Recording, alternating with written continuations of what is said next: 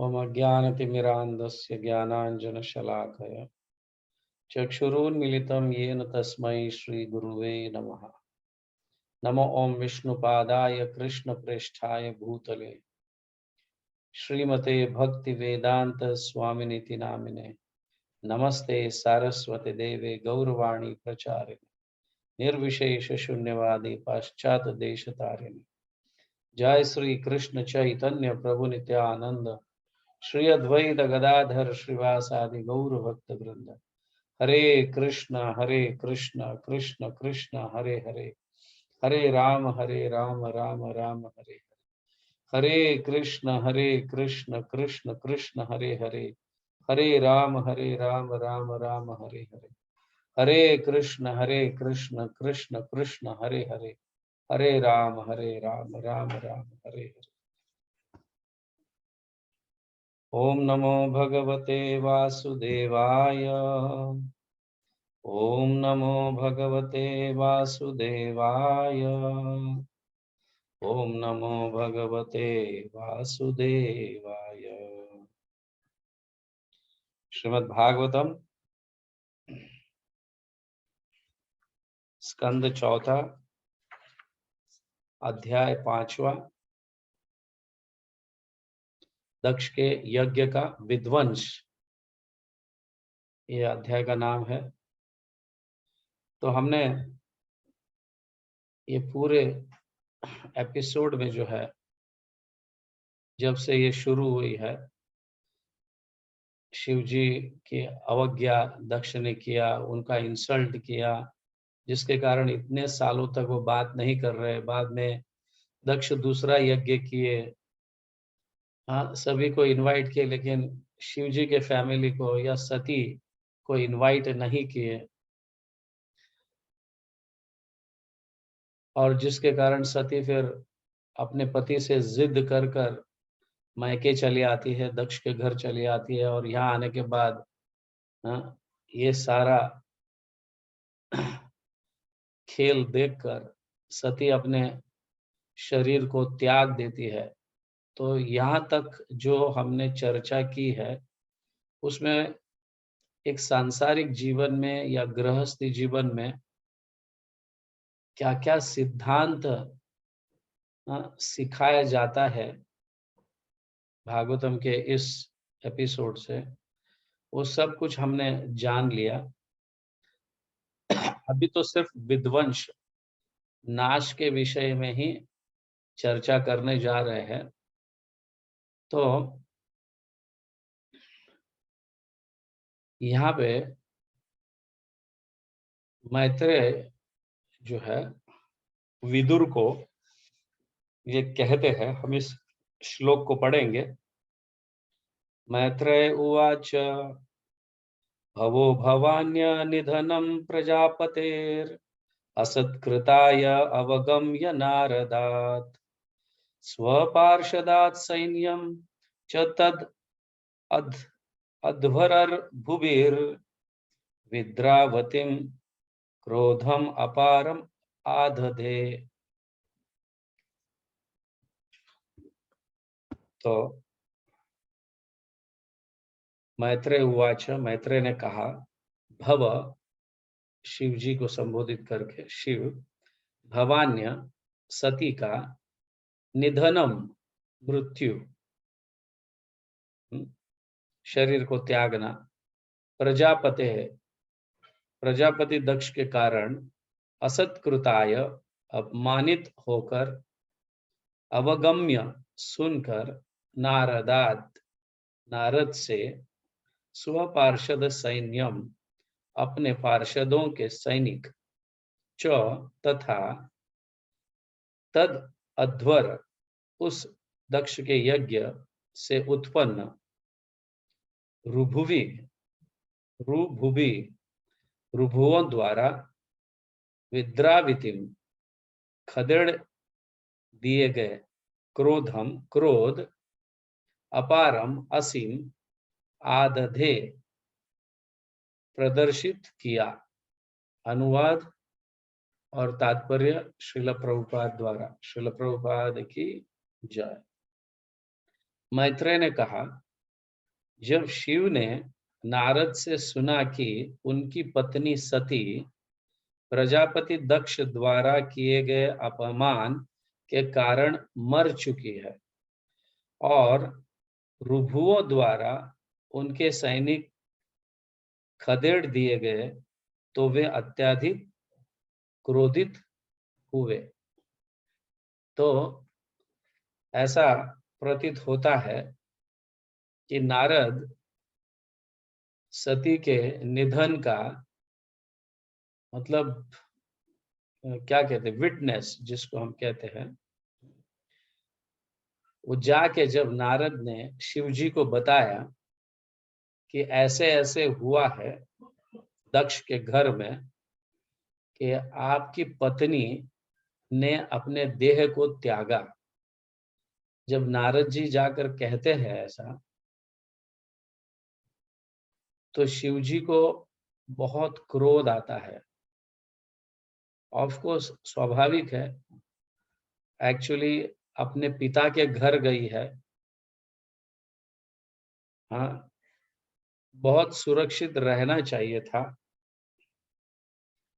जैसे कि हम हमारे शास्त्रों में सुनते हैं, हाँ, या हमारे वरिष्ठ भक्त या वैष्णव के, हाँ, मुखारविंद से हम ये सुनते हैं कि स्त्री को हर हमेशा, हाँ, पुरुष के निगरानी में सुरक्षित रहना चाहिए।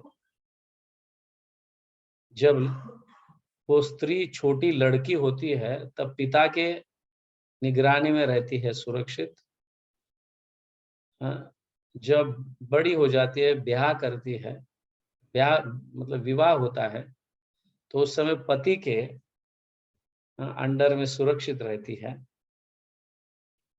और जब पति चला जाता है तो पुत्र के अंडर में सुरक्षित रहती है। ये हमारे शास्त्र कहते हैं और ऐसा होना भी चाहिए स्त्री को, हाँ, क्योंकि स्त्री जो है, हाँ, एक मूल्यवान, वैसे मूल्य नहीं लगा सकते, अमूल्य वस्तु है स्त्री, हाँ, क्योंकि वो बच्चों की उत्पत्ति मतलब बच्चों को जन्म देती है, उन्हें संस्कार देती है, हाँ, जिसके कारण पूरा संसार चलता है। तो स्त्री को हर हमेशा सुरक्षित रखने के लिए, जैसे हम अपने घर में, हाँ, वैल्यूएबल गहने जो है तिजोरी में रखते हैं और उसको ताला लगाते हैं ताकि उसके ऊपर किसी दुष्टों की नजर, चोरों की नजर ना पड़े।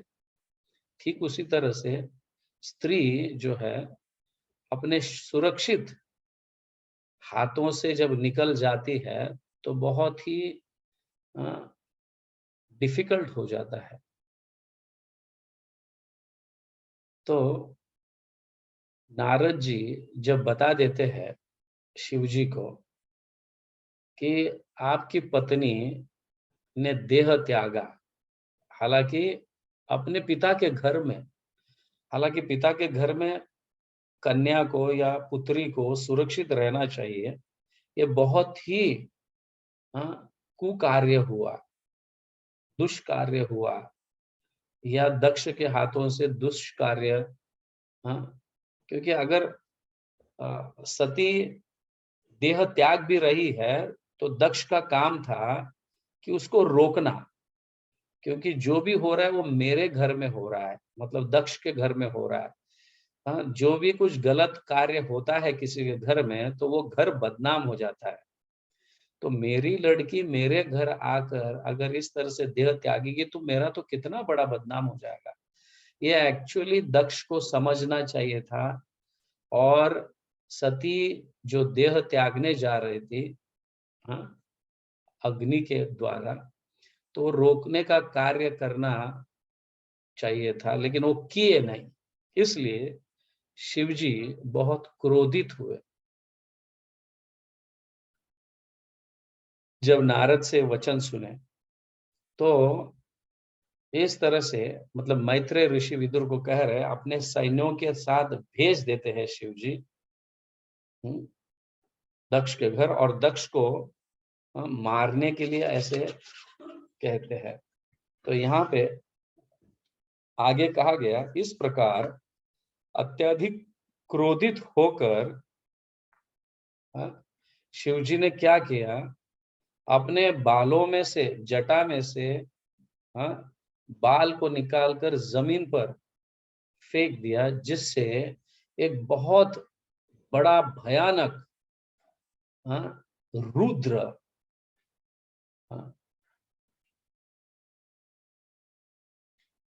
वीरभद्र का जन्म हुआ इन द सेंस वहां पे प्रकट हुए। और मतलब वो इतने मतलब बड़े थे,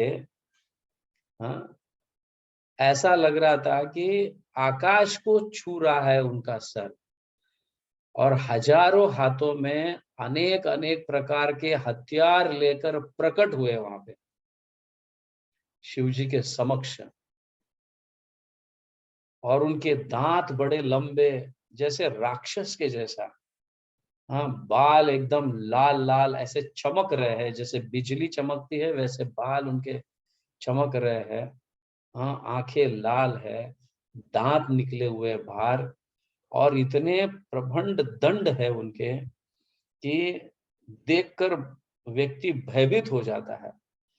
और उनका स्वरूप इतना बड़ा था कि जैसे यहाँ पे वर्णन किया गया है कि आकाश पूरा भर गया, ऐसा समझो, क्योंकि हजारों हाथों में हजारों हथियार, हजारों हाथों में हजारों हथियार लेकर प्रकट हुए। यहाँ पे उससे आकाश के समान ऊंचा तथा 3 सूर्य के सम्मिलित तेज, इतना तेजस्वी वो पुरुष था, वो आदमी था, या वीरभद्र जो है इतने तेजस्वी थे और काले वर्ण के थे, समझ गए, और आंखें लाल होने के कारण चमक रही थी। उनके दांत वगैरह यहाँ पे वर्णन किया, अत्यंत भयानक दिख रहे थे। और फिर वो शिव जी को, मतलब प्रकट होने के बाद, वीरभद्र प्रकट होने के बाद शिव जी को परिक्रमा करते हैं। परिक्रमा कर कर उनके सामने हाथ जोड़कर आज्ञा मांगते हैं, मेरे लिए क्या आज्ञा है, समझ गए। तो ऑफ कोर्स जब रुद्र प्रकट होते हैं या वीरभद्र जब प्रकट होते हैं, तो कुछ ना कुछ नाश करने के लिए ही प्रकट होते हैं, समझ गए ना। जैसे भगवान श्री कृष्ण का क्रोधित स्वरूप भगवान नरसिंह है, ठीक उसी तरह से शिवजी का क्रोधित स्वरूप जो है वो वीरभद्र है। आप समझ रहे हैं? जैसे भगवान श्री कृष्ण का क्रोधित स्वरूप अगर देखना है तो नरसिंह भगवान, ठीक उसी तरह से शिवजी का क्रोधित स्वरूप वीरभद्र। अभी देखो यहाँ पे कहा गया है,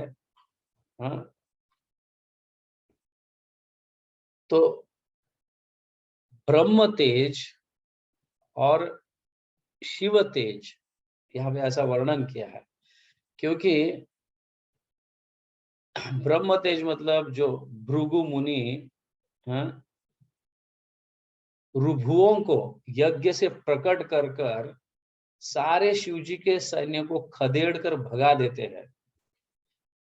और ये सुनकर शिवजी भी अपने तेज को प्रकट करते हैं, और वो है वीरभद्र के रूप में प्रकट करते हैं, और अपने पार्षदों के साथ वो भेजते हैं, तुम्हें मेरे शरीर से उत्पन्न होने के कारण मेरे समस्त पार्षदों के प्रमुख हो, अतः यज्ञ स्थल पर जाकर दक्ष को उसके सैन्यों सहित मार डालो, ऐसे आज्ञा देते हैं शिव जी। तो दक्ष के सारे सैन्य, यहाँ तक दक्ष को भी मार डालने की आज्ञा शिव जी देते हैं। तो वीरभद्र जब चलते थे तो ऐसे लगता है कि पूरा ब्रह्मांड हिल रहा है, समझ गए। और पूरा आकाश से वीरभद्र का स्वरूप पूरा कवर हो गया आकाश, समझ गए। हजारों हजारों हाथ, मतलब आप सोचिए। और उनके दंड जो है, हाँ, मनुष्य के तुल्य में देखा जाए तो हाथी के जैसे पैर है, वैसे उनके दंड थे। एक एक भुजाएं जो है ये इतने मोटे मोटे, हाँ, तो इतने बलवान ऐसे दिख रहे थे। और उनके क्या कहते हैं, बालों से, हाँ, जैसे बिजली निकल रही है, ऐसे लाल, ऐसे क्रोधित होकर, हाँ, वो शिवजी के सारे सैन्यों के साथ या पार्षदों के साथ वो निकल पड़े, वीरभद्र निकल पड़े। और ऐसे घोर गर्जना कर रहे थे कि तारे इथर फितर हो रहे थे।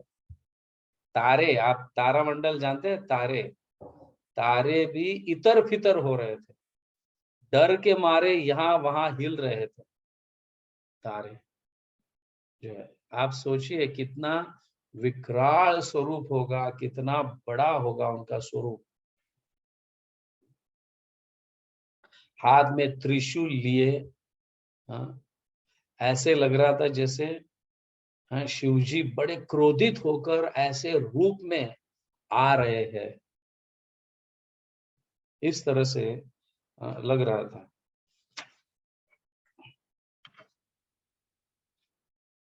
यहाँ पे ऐसा वर्णन है, वह एक विशाल त्रिशूल लिए हुए था जो इतना भयानक था कि मृत्यु का भी वध करने में समर्थ था। वो त्रिशूल देखो, ऐसा ऐसा, मतलब उसका डिजाइन देखकर इतना भयानक लग रहा था कि मृत्यु भी, उसके सामने कुछ नहीं कर पाएगा, मृत्यु भी मारा जाएगा ऐसे। और उनके पाँव में इतने बड़े बड़े कड़े थे, हाँ, और गर्जना करते, चिल्लाते, हाँ, हुंकार करते, नाक में से जब श्वास बाहर निकलता था तो ऐसे लग रहा था कि अग्नि बाहर निकल रहा है, हाँ? और बड़े शाम, मतलब काले काले थे वो ऐसे। तो जब निकल आ रहे थे, या मतलब जा रहे थे दक्ष के यज्ञ स्थली पर, तो ऐसा जैसे, मतलब धूल, पूरा जमीन का धूल इतना ऊपर तक, हाँ, कि कुछ दिखाई नहीं दे रहा था। ऐसा लग रहा था कि ये आकाश नीले के जगह काला कैसे हो गया, रात भी नहीं है, हाँ, ऐसा धूल, हाँ। और ना ही कोई, क्या कहते हैं उसको, तूफान आया था, हाँ, ना कोई गैयों की धूली, मतलब गैया चरा कर घर आ रही थी वापस, ऐसा भी नहीं था, या जा रही थी, ऐसा भी नहीं था। या तो बहुत बड़ी सेना, घोड़ों के, घोड़ों से दौड़ते दौड़ते आ रही थी, तो धूल कैसे निकलता है, हाँ, ऐसा। तो मतलब ऐसा कहा गया है कि इतनी बड़ी सेना, तो यहाँ पे यज्ञ के समय, यज्ञ के पास आ रही है, तो प्राचीना भर भर ही ऐसे शांत नहीं रहेंगे, उनके साथ युद्ध कर कर उनको मार डालेंगे और यहाँ तक पहुंचने नहीं देंगे। तो यहाँ पे ऐसा वर्णन किया गया है, प्राचीना भर ही जो है, हाँ, राजा उस समय उपस्थित थे, ऐसा। प्रचेताओं के पिता जो है उस समय उपस्थित थे, उस समय थे, ऐसा यहाँ पे प्रतीत होता है इस श्लोक के माध्यम, श्लोकों को देखे तो यहाँ प्राचीना भरही का वर्णन है। तो प्राचीना भरिष जो है, जिनके, हाँ, पुत्र 10 प्रचेता, समझ गए ना, 10 प्रचेता, तो इसका श्रीमद् भागवतम में वर्णन है। तो ये उस समय, उस कालीन की, मतलब उस कालावधि का ये घटना है, ऐसा प्रतीत हो रहा है कि, मतलब इतना धूल धूल से पूरा आकाश भरा हुआ है। तो सब लोग क्या क्या नहीं सोच रहे हैं, ये क्या है ऐसा भयानक वातावरण, पूरा आकाश काला हो गया है। हाँ, नीला तो दिखता ही नहीं है, और दिन का समय है, रात का भी समय नहीं है। हाँ, को गोधूली तो नहीं है। हाँ, इतना गोधूली का धूल जो है इतना भयानक नहीं होता है। और हजारों करोड़ों के सैन्य भी अगर आ जाए तो भी इतना धूल नहीं होता है। तो ये क्या अद्भुत है। इस तरह से सब लोग सोच रहे हैं। आंधी नहीं है, तूफान नहीं है, हाँ, कुछ भी ऐसा नहीं, फिर भी इतना ऐसा लग रहा है कि अभी प्रलय आ जाएगा, ऐसा प्रतीत हो रहा था। अभी क्या है, प्रलय आ जाएगा, ऐसा प्रतीत हो रहा था। तो प्रसूति जो है, दक्ष की पत्नी, ये समझ जाती है। दक्ष की पत्नी समझ जाती है कि मेरे पति के जो अपराध है, जो मेरे पति दक्ष ने जो अपराध किया है अपने दामाद के चरणों में या वैष्णव के चरणों में, और मेरे दामाद अपने पति को भी खो दिए हैं, मतलब अपनी बेटी ने देह त्यागा है, और मेरे पति कुछ भी नहीं कर पाए, मतलब वो किए भी नहीं कुछ, ना सती के देह त्याग को रोके, कुछ नहीं। तो ये बहुत बहुत बड़ा अपराध हुआ, जानलेवा अपराध होने के कारण प्रसूति जो है, दक्ष की पत्नी, ये देख पा रही थी कि ये अपराध का बहुत भयानक रिजल्ट दिख रहा है। समझ, प्रसूति समझ गई कि अब हम संकट में है, या दक्ष मेरे पति भी जो है, हाँ, अभी बहुत बड़ा संकट आने वाला है। तो इस तरह से ऐसा लग रहा था कि मतलब जैसे जैसे प्रलय के समय शिवजी तांडव नृत्य करते हैं। आप जानते हो तांडव नृत्य? हाँ, प्रलय के समय तांडव नृत्य होता है। तो पूरा ब्रह्मांड जो है, हाँ, नीचे ढकेले जाते हैं। शिवजी जब कैलाश पर तांडव नृत्य करते हैं तो पूरा ब्रह्मांड नीचे, मतलब ऐसा प्रतीत होता है कि गिर जाएगा, ऐसा प्रतीत होता है। इस तरह से शिवजी तांडव नृत्य कर रहे ऐसा प्रतीत हो रहा था, जब मतलब वीरभद्र अपने सैन्यों को लेकर, आप समझ सकते हैं कि वीरभद्र जो पूरे आकाश को कवर कर दिया है, आसमान को कवर कर दिया है, तो जब पैर उठाकर पैर रखते हैं चलते समय, तो आप समझ सकते हैं कि कैसा भूकंप के जैसा, समझ गए ना, भूकंप के जैसा, जैसे अभी धरती फट जाएगी, इस तरह से भयानक परिस्थिति। हाँ, तो वीरभद्र निर्माण करते हुए यज्ञ के तरफ आ रहे थे। ऐसा लग रहा था कि सभियों को, मतलब जितने भी उस यज्ञ में दक्ष के बाजू में या दक्ष के पार्टी में जो उपस्थित थे, वो सब ऐसा सोच रहे थे। तो प्रसूति भी ये सोचने लगती है कि मेरे पति ने बहुत बड़ा, हाँ, अपराध किया है। देखो, मैं भी कई बार ये कहता हूँ, हर हमेशा इस भौतिक जगत में अच्छे लोग भी होते हैं और बुरे लोग भी होते हैं, और अच्छे लोग बुरे लोग हर हमेशा झगड़ते ही रहते हैं, क्योंकि दोनों के विचार भिन्न है ना। तो एक विचार कभी भी स्थापित नहीं हो सकता इस दुनिया में, इसीलिए उसे अ, अ, दुखालयम अशाश्वतम कहा गया। इस भौतिक जगत को दुखालयम अशाश्वतम कहा गया है। तो कभी भी यहाँ सुखी कोई व्यक्ति नहीं रह सकता, हमें इतना समझना चाहिए। हाँ? हम भले कितने भी अच्छे हो, लेकिन इस दुनिया में बुरे लोग भी रहेंगे, और जब सामना होगा एक दूसरे का, तब भयानक परिस्थिति उठेगी। इसलिए भजन कर कर, मतलब भगवान के नामों का उच्चारण संकीर्तन कर कर हमें इस भौतिक जगत से जितना हो सके उतना जल्दी निकलना चाहिए। उस समय ही इतना झगड़ा हो रहा था दक्ष के बीच में और शिव जी के, उस समय, ये कब की बात है। और तब से अभी तक ऐसा शांतमय वातावरण कभी नहीं रहा, कभी नहीं। फिर भले भगवान के कितने भी अवतार, राम अवतार क्यों ना हो, राम राज्य क्यों ना हो, फिर भी रावण जैसे लोग तो प्रकट होते ही है। हाँ? सामान्य जनता कहो या सरल लोगों को तकलीफ देने के लिए ऐसे राक्षस उत्पन्न होते हैं और हर समय होते रहेगा। आप समझ रहे हैं? यहाँ तो जामाद, मतलब दामाद और ससुर का झगड़ा, आप समझो कितना भयानक है। हाँ? यहाँ शिवजी ने अपने पत्नी को खोए और दक्ष ने अपने आप को खोया।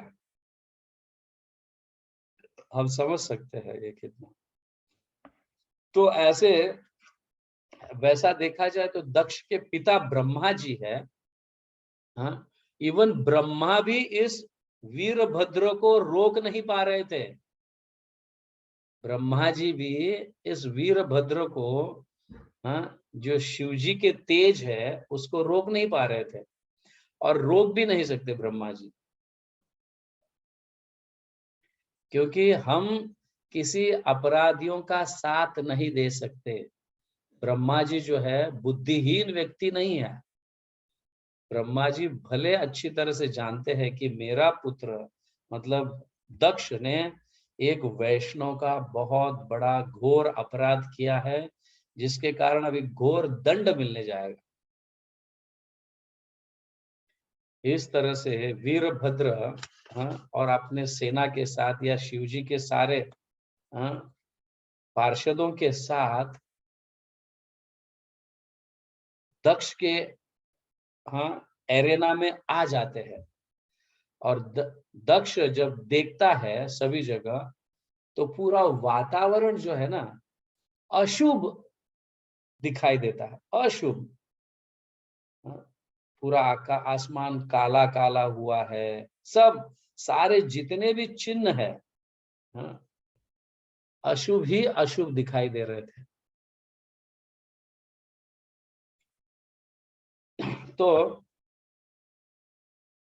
शिवजी, सॉरी, वीरभद्र और शिवजी के समस्त गण जो है पूरी तरह से घेर लेते हैं। हाँ, सभियों को घेर लेते हैं और ऐसे कूदना, नाचना, हाँ, जैसे राक्षस लोग नाचते हैं, कूदते हैं, तो कोई कुछ कर नहीं पा रहे थे। इतना ऊधम मचा रहे थे सब, वीरभद्र के साथ सभी लोग, शिवजी के सारे गण जो है इतना ऊधम मचा रहे थे। हाँ, कोई कुछ नहीं कर पा रहा था, क्योंकि उनके सामने ऐसे ऐसे हथियार थे उनके पास कि वो हथियार को देखकर ही सारे लोग भयभीत हो जाते थे। ऐसे जबरदस्त हथियार, हमारे सामने कोई सिर्फ एक रिवॉल्वर या एक चाकू लेकर या तलवार लेकर आए तो भी हम डर जाते हैं। हमारी स्थिति ऐसी है। लेकिन इतने भयानक हथियार को लेके आए थे, जैसे वीरभद्र के हाथ में त्रिशूल जो था, इतना भयानक था कि ऐसे कि मतलब मृत्यु भी डर कर भाग रही थी। समझ गए? इतना भयानक। तो मृत्यु को भी मृत्यु दे ऐसा त्रिशूल, वो दिख ही रहा था ऐसा। अभी मृत्यु को तो कोई मृत्यु दे नहीं सकता, फिर भी यहाँ पे ऐसा वर्णन किया गया, इतना भयानक हथियार वो लेकर निकले थे दक्ष को मारने के लिए। और तांडव जैसा नृत्य, क्या, खंबे खंबे उखाड़ कर फेंक रहे थे। हाँ, यज्ञ में जो कलश है उसको लेकर फेंक रहे थे, सब उद्ध्वस्त उद्ध्वस्त कर दिया उन्होंने। समझा? इधर भीतर यहाँ का वहाँ का सब आप समझो कि क्या नहीं हुआ। सब सब एकदम जो इतनी अच्छी तरह से सारे मंडप को सजाया गया था, सब कुछ यज्ञ होने जा रहा था, इतना सुंदर सब सजा, पूरा ऐसा लग रहा था कि शमशान हो गया सब। और कोई भी कुछ नहीं कर पा रहे थे। दक्ष के पार्टी में से या दक्ष के गण जो है, जितने भी उस यज्ञ में आए थे, ब्राह्मण से लेके देवताओं से लेके सब लोग कुछ भी नहीं कर पा रहे थे। किसी की हिम्मत ही नहीं हो रही थी कुछ करने की। इस तरह से पूरा यज्ञ जो है विध्वंस कर देते हैं ये सारे मिलकर, सब कुछ इधर फिधर। फिर जैसे यहाँ पे कहा गया है कि भृगु मुनि जो है, जब शिव जी के सारे अनुयायियों को जो सती के साथ आए थे, उनको जब खदेड़ कर भगा देते हैं, तो भृगु मुनि अपने मूंछ को ऐसा, क्या बोलते हैं ना, अपने मतलब मर्दांगिनी या व्हाटएवर जो भी है, कुछ लोग दिखाते हैं ऐसा। तो वीरभद्र ये सब याद कर रहे थे। और आ, मतलब भाग जो है, भाग भी वहां पे एक मुनि है, उन्होंने अपने भुजों को इशारा कर कर शिव जी के सारे गणों को मारने, मतलब मारने का इशारा करते हैं, इस तरह से। और दांत निकालकर जो पूछ हंस रहा था जब शिव जी के आगे भाग रहे थे तब। तो वीरभद्र ये सब याद रखते हैं, उन्हें बताया जाता है। तो वीरभद्र क्या करते हैं, भृगु मुनि के मूंछों को उखाड़ के फेंक देते हैं, और पूषा के दांतों को नष्ट कर देते हैं, जो दांत दिखाकर ये कर रहे थे, और भाग के भुजों को उखाड़ के फेंक देते हैं। इस तरह से सब सब ऐसे उखाड़ कर फेंक देते हैं। और वीरभद्र दक्ष के बालों को पकड़ता है, बालों को पकड़कर ऐसे रखता है, और अपने कुराड़ से, जो है, जैसे हम किसी जीव की बलि चढ़ाते हैं यज्ञ में, ऐसे दक्ष का सर काट देते हैं, धड़ को और सर को अलग कर देते हैं। और ये सर जब मारा जाता है, ऐसा काटा जाता है, तो सर जाकर यज्ञ के अंदर, जो जलता हुआ यज्ञ होता है उसके अंदर गिर जाता है दक्ष का सर। उसके उपरांत शिव जी के सारे अनुयायी पार्टी मनाते हैं। पार्टी इन द सेंस, उस यज्ञ में सब जन नाच रहे हैं, गा रहे हैं, खुशियां मना रहे हैं, हमने दक्ष को मारा, हमने दक्ष को मारा। इस तरह से। अब देखिए, ये एपिसोड से हमें ये सीखना है कि वैष्णवों का अपराध करने से कौन से रिएक्शंस कैसे प्रकट होते हैं, हमें पता नहीं कैसा फल मिलता है। इसलिए बड़े सावधानी से हमें रहना चाहिए। और ये पूरे शिवजी सती से लेके दक्ष के अंत तक का जो एपिसोड है, हमने ये देखा कि किस तरह से पत्नी ने अपने पति के बात को न मानने के कारण, जिसको हम स्त्री हट कहते हैं, पति के बात को न मानने के कारण उसे भी, सती को भी अपना देह त्यागना पड़ा, और वो भी अपने पिता के घर में, समझ गया ना, वो भी अपने पिता के घर में। आप सोच सकते हैं कि विवाहित स्त्री जब पिता के घर आ जाती है और वहां पे अपने देह को त्यागती है, तो पिता का कितना क्या बदनाम नहीं होता होगा, क्या कारण होगा, क्या नहीं, लोग ऐसे सोचते रहते हैं बहुत। यहाँ तो ऑब्वियसली नारद जाके बता देते हैं शिव जी को क्या कारण था, बट जनरली अभी अगर हम देखा जाए, हाँ, तो पिता को भी बहुत सावधान रहना चाहिए।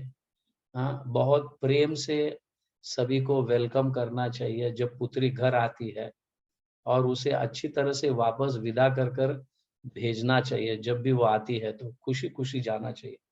नहीं तो परिस्थिति कैसे हो सकती है। एक्चुअली सती जो है वहां पे अपने पति का इंसल्ट जो है, अपमान नहीं सह सकी। अब मैं वापस, एक तो मैं जिद कर कर आई थी मेरे पिता के घर, हाँ, अपने पति के ना कहने पर भी अभी उसको वापस ऐसा इंसल्ट लेकर वापस घर जाना उसके लिए ठीक नहीं लगा। इसलिए सती ने वहीं के वहीं अपने शरीर को त्यागा।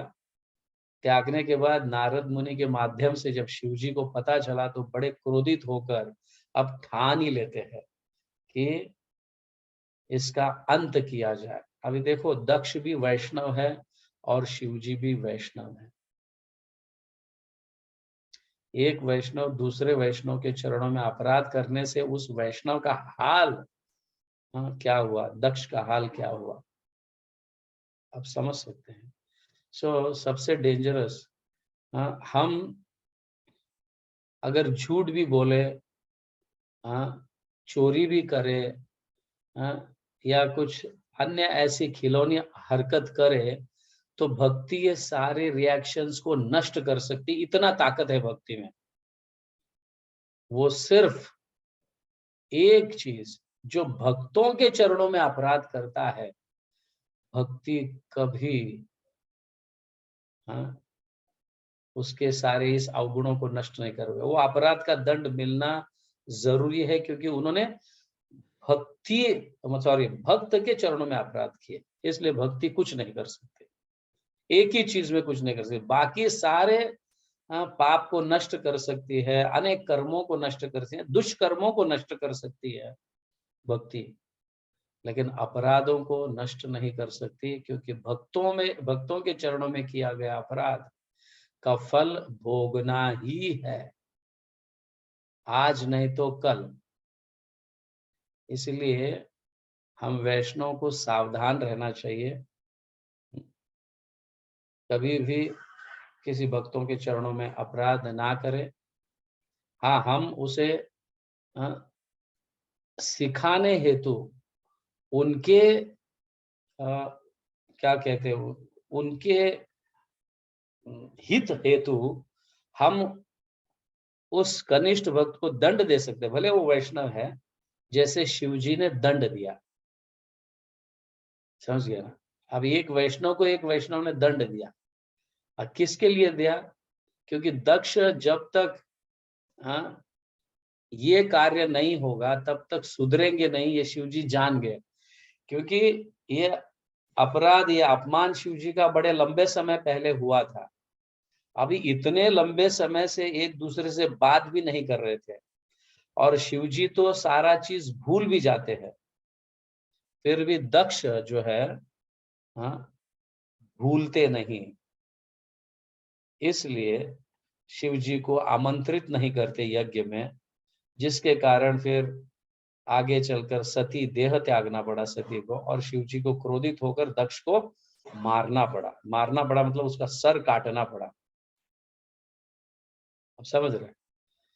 तो अभी ऐसा ये समझना नहीं चाहिए कि हम, शिव जी ने भी तो वैष्णव अपराध किया, वैष्णव को मारकर। नहीं, शिव जी बड़े श्रेष्ठ है और उन्होंने दंड दिया उनके अपराधों का।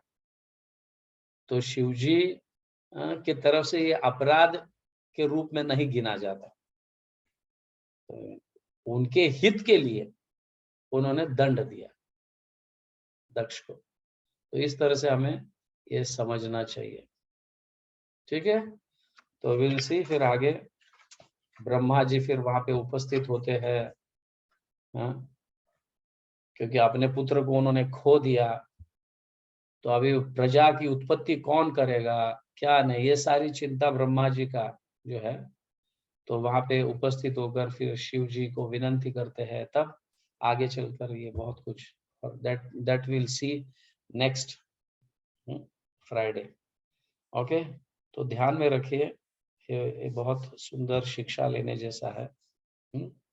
ओके, हरे कृष्णा। जगत गुरु श्रील प्रभुपाद की जय, श्रीमद् भागवतम की जय, अनंत कोटि वैष्णव वृंद की जय, गौर प्रेमानंदे हरि हरि। यस, किसी को कोई